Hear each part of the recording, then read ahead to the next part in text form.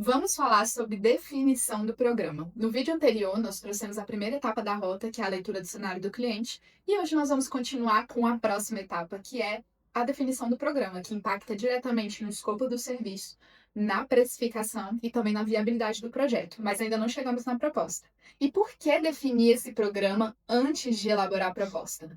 Primeiro, porque quando a gente está falando, por exemplo, de uma clínica nova, que é o primeiro ponto de partida, o cliente já chega ali com um monte de desejo, com ideias de espaços, e você precisa ver se o que a norma exige para essas atividades, para o serviço que o cliente quer oferecer, cabe no espaço que o cliente tem. Então, esse seria o primeiro caso ali, com o primeiro ponto de partida. Então, já justificando por que a gente precisa ver isso antes de elaborar a proposta.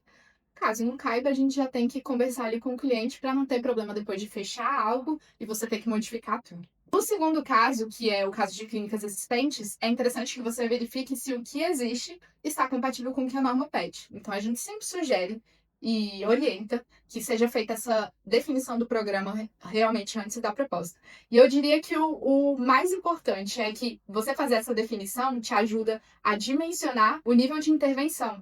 E por que que isso é importante? Teve um cliente que nos procurou para fazer uma clínica com exames de imagem, com consulta, era um programa bem amplo.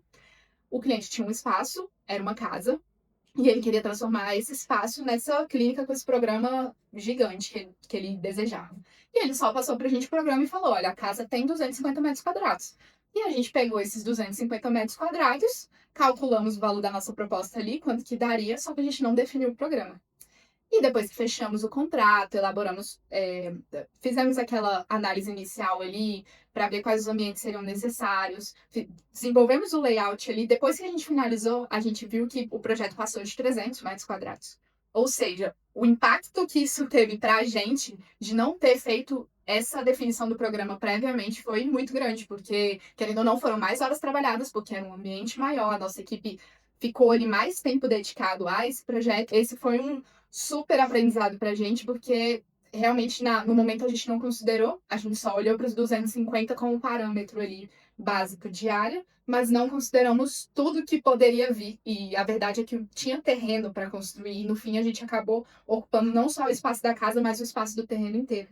Então, é muito importante a gente fazer essa definição para que isso não aconteça, porque depois chega lá na frente você vê que trabalha muito mais do que você vendeu para o cliente. Fazer a definição do programa te permite dimensionar o nível da intervenção que você vai precisar fazer e para que você não tenha arrependimento depois.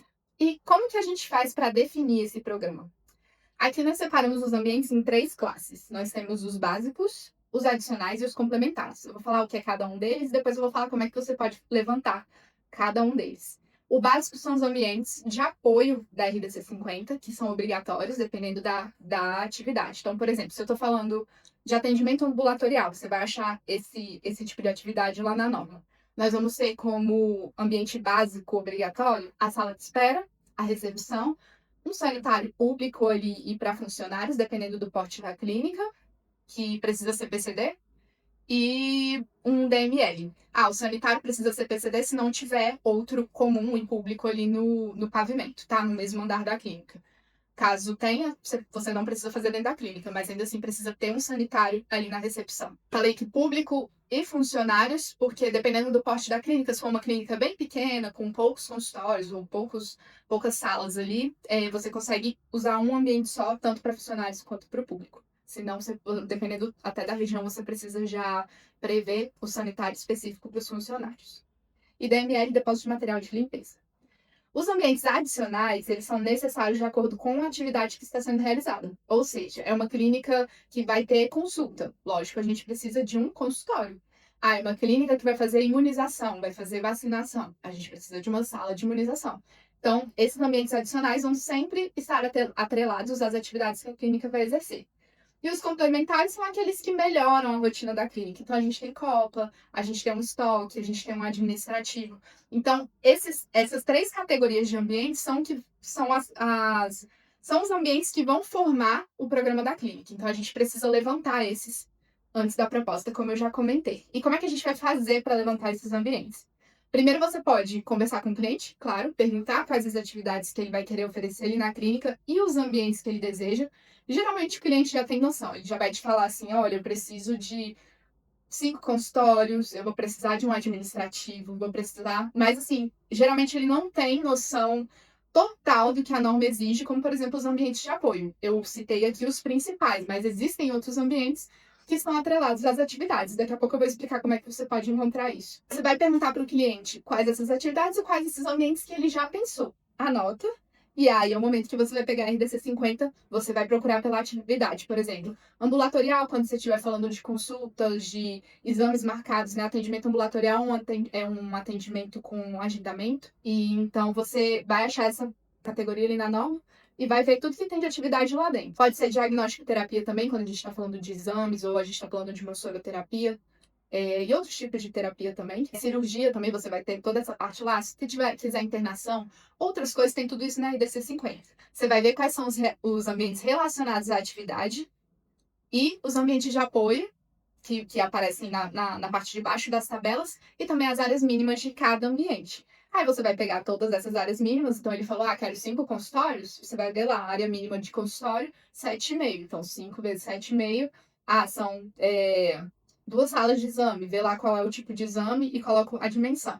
Vai somar todas as áreas, e depois você soma mais 12% das paredes, e mais 20% da circulação, e você vai ter a área mínima da clínica.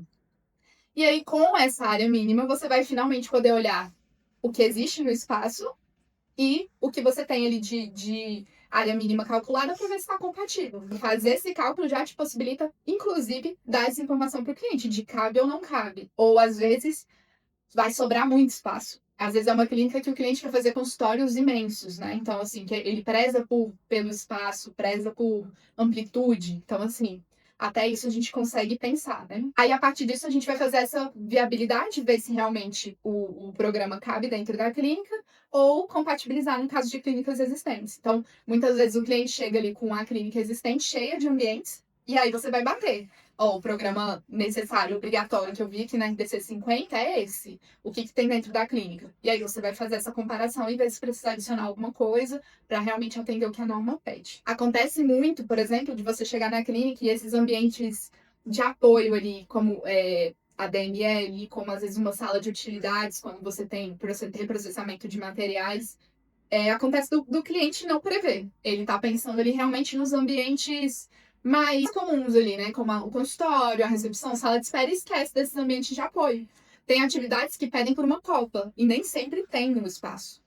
E aí a gente precisa pensar nisso também. Às vezes pede uma CME, uma sala de esterilização, e o cliente previu ali um cantinho dentro de uma sala e não é suficiente. Então a gente precisa fazer essa compatibilização para ver se realmente o programa bate com o que existe no caso das clínicas construídas já. E aí, a partir dessa análise do espaço existente ou do espaço ali que você tem para projetar, você vai definir o programa e realmente bater o martelo e falar, beleza, é isso, e vamos seguir para a próxima etapa, que seria a definição do escopo de intervenção. Que aí é quando a gente olha para o programa, olha para a clínica e pensa, e aí, vai ser uma reforma total? Vai ser uma reforma parcial? Vai ser tudo do zero? Que isso tudo impacta na quantidade de desenhos que a gente faz, impacta, eu diria que no tempo que a gente vai levar ali para executar aquele trabalho. Quais ambientes existem? Quais serão aproveitados? Vai ter design? É para a clínica toda? É só para alguns ambientes? Vai aproveitar o design da clínica? Então, tudo isso impacta na precificação. E dentro da ORB, nós simplificamos essa etapa, porque nós sabemos que dá muito trabalho você ficar procurando informação na norma. Eu sei disso, eu lembro quando a gente iniciou nessa empreita dos projetos de clínicas, eu realmente tive que ler a RDC 50 inteirinha para conseguir entender como ela funcionava e conseguir captar informação por informação. São muitas tabelas. Tem atividade que as tabelas se cruzam, então nem sempre dá para olhar para uma tabela só e conseguir definir meu programa a partir dessa tabela.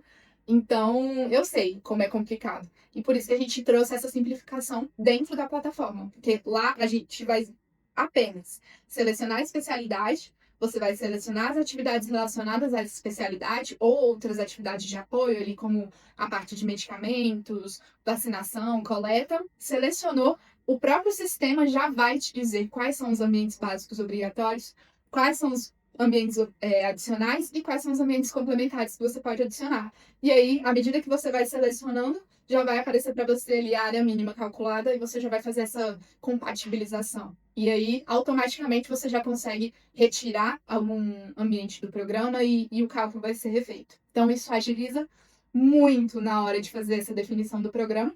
E claro que a gente colocou isso dentro da org para facilitar a sua vida, para agilizar o seu processo de trabalho. A plataforma ainda te auxilia na definição do escopo. Então, depois que você fez a definição do programa, você vai poder selecionar os ambientes que vão ter algum tipo de intervenção ou que vai ter design, e isso tudo vai impactar na precificação lá na frente. Então, a gente já trouxe essa automatização dessa etapa inicial, claro, desde a leitura do cenário do cliente, que nós já trouxemos para você, com as perguntas, e agora com essa parte da definição do programa, tudo de uma forma muito fácil, muito ágil, muito prática para você usar. Se você gostou desse conteúdo, eu quero te convidar para participar da comunidade da Ordo lá no WhatsApp, totalmente gratuita, onde nós compartilhamos em primeira mão todas as novidades da plataforma Orb e também ferramentas gratuitas para você utilizar, e de vez em quando a gente libera os convites para você experimentar a plataforma. Um beijo, até o próximo vídeo.